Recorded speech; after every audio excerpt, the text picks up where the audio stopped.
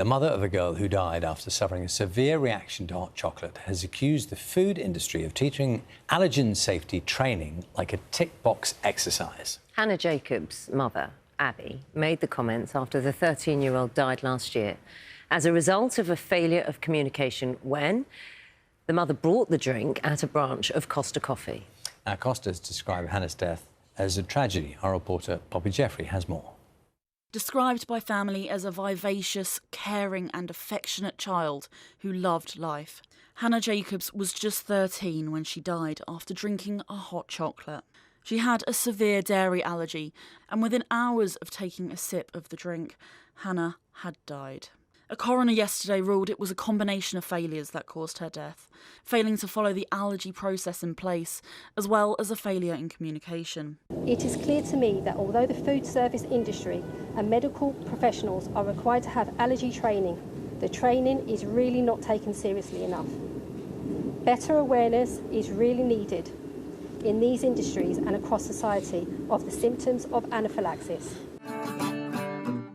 Owen Carey from East Sussex was celebrating his 18th birthday when he had an anaphylactic reaction after eating chicken containing buttermilk, despite telling restaurant staff he was allergic to dairy. His dad has since been campaigning for Owen's Law, something that's been recommended by the Food Standards Agency. It would mean all allergens have to be labelled on menus, and also includes recommendations on things like training. It's important that training is given, and that this training is properly assessed. There's no point having an online module which basically you mark your own homework. It needs to be checked that the trainee has understood what is required of that particular restaurant system. That would all improve the situation, and that's part and parcel of what we're asking to be improved.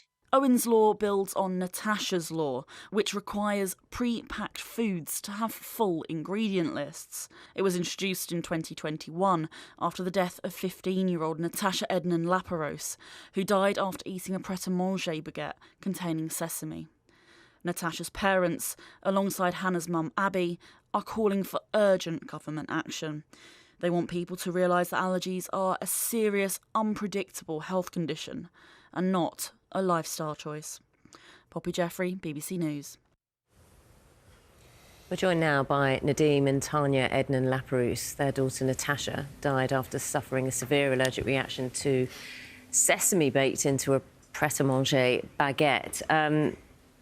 Nadim, Tanya, good morning to you. One can only imagine that this, yet another case of a severe allergic reaction, takes you back to the loss of Natasha, but also, I suppose, garners you to do more, to make changes. And I know you've been working closely with Hannah's mum, Abby. What is your reaction and what are you working on at this moment in time to improve this situation, to protect more people? Yeah, I mean, this is a really, yet again, another tragic story of a young life, British life, taken really far too early, cut short, completely avoidable, another food allergy tragedy. And as happened to us as a family, we lost our daughter Natasha. We really empathise massively with Abby's mum and family, and indeed many other families in the UK have also lost their children. Around 50 families we know now in the UK whose children have died since our own child died. We're really on a mission at Natasha Allergy Research Foundation, Tanya and I and our colleagues at the charity, to really bring about sort of meaningful, common sense change into the UK that would help protect these young people and start to dial back the kind of tragedy and the increasing levels of hospitalizations around food allergies. A lot of it's common sense, and in Abby's case you can really feel a sense of how there were real missed opportunities to save her life at several fronts, and that's really quite shocking and distressful to hear. Since Natasha's Law came into force in 2021, how have things improved and where are the gaps, do you feel, now that need to kind of be filled in? Well, Natasha's law, it closed a loophole that was actually in a food law at the time. And so that's been a great change for people who need to see what ingredients are in the food that they want to buy. But what we hear, I mean, Natasha would be 23 years old if she was alive today. And so our journey up until she was 15 years old was really having an allergic life and all the issues and the problems that came with that. But it often feels like nothing's changed, and that's what's really difficult to see. Everything from, you know, living your life like having a timely diagnosis, to maybe postcode lottery of clinics, to not having any help or support once you become an adult. So the transition from being a child to adulthood is still very difficult and fraught. To accidents happening in schools and anaphylactic reactions from things that shouldn't be happening, to allergies in the workplace not being understood, and to allergy training in food businesses not being as good as they should be. Yeah, Nadim, good morning to you. It's Charlie here. I'm just looking at some of the comments of Costa Coffee in the light of this most recent very sad death. And amongst the things they've said is that they've listened to everything the coroner has said this week and will carefully consider her comments together with any reports she may issue and respond appropriately. And then we have Hannah's mother talking about a tick box exercise in training regimes. Now, the organisations, and I assume you've had direct contact with some of these companies, they can instill a practice, can't they? They can put a process in place, which is one thing, which is, to a degree, could be a practical thing that could make a difference. What do you see in terms of whether that's working? Because this suggestion is that it is just that, a bit of paperwork, rather than something that's making a difference.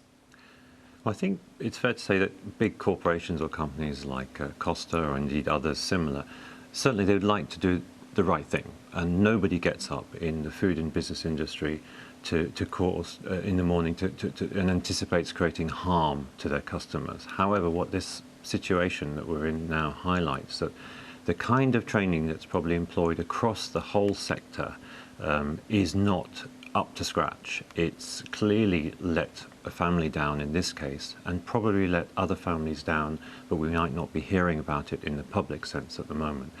And I think this means it's a real wake-up call for these industries and these sectors to look again at how they can really improve their understanding of allergy, certainly for their staff and the way they train their staff, especially around hospitality, where understandably many of the employees are from different countries, and English might not be their first language, and that's fine and that's fair enough. But then the training needs to wrap around those people so that it really works and makes a difference, because tick box is just not going to work for the millions of people with food allergies in this country who have money to spend and can spend wherever they like, and buy whatever drinks and food. They should be fully in the food economy and not excluded, and be kept safe. And good training will solve that to a large degree. Yeah, Tanya, I know that obviously you campaign on these issues for such personal reasons. I don't know, when you, as an individual, go into establishments to buy, I don't know, a sandwich or a coffee, those things, what do you see? I mean, given what's happened to your family, you must be so heightened to what's happening. I mean, I'm thinking when I go into a coffee, I get asked maybe a couple of questions about, whether allergies or whatever. What do you see? What do you witness? What's been your experience recently? I think my experience has been that the conversation around food allergies is like it never was. So this didn't happen when Natasha was alive, and there was never the possibility of someone even understanding a conversation about allergies if you went to a restaurant and you were trying to order something. So that has definitely changed, and I think there is a greater awareness, and you'll always have the businesses that are really trying, and they see food allergies as a risk to their customers, and they do their very, very best.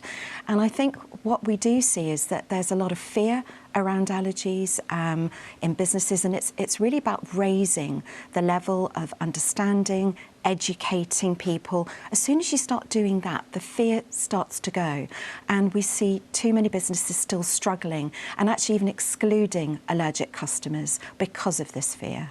I wonder if that education needs to start much earlier. You know, so it's part of our lives. You know, something you talk about in school. So you're aware. It's just embedded in your psyche. Absolutely. Yeah, spot on. I mean, honestly, with children, when we've gone to schools and we've done talks at, you know, to schools, and these are young children, they get it so quickly, and you know, they want to help their friends who have food allergies, and they actually go home and they teach their parents about the importance of looking after their allergic friends. But yes, you know, we do need children to be safer in schools, but actually giving children the knowledge and educating them in it is absolutely incredible, because they're like sponges and they get it straight away. Tanya, Nadim, Ednan-Laperouse, both, thank you so much for your time with us here on BBC Breakfast. Oh, thank you as well.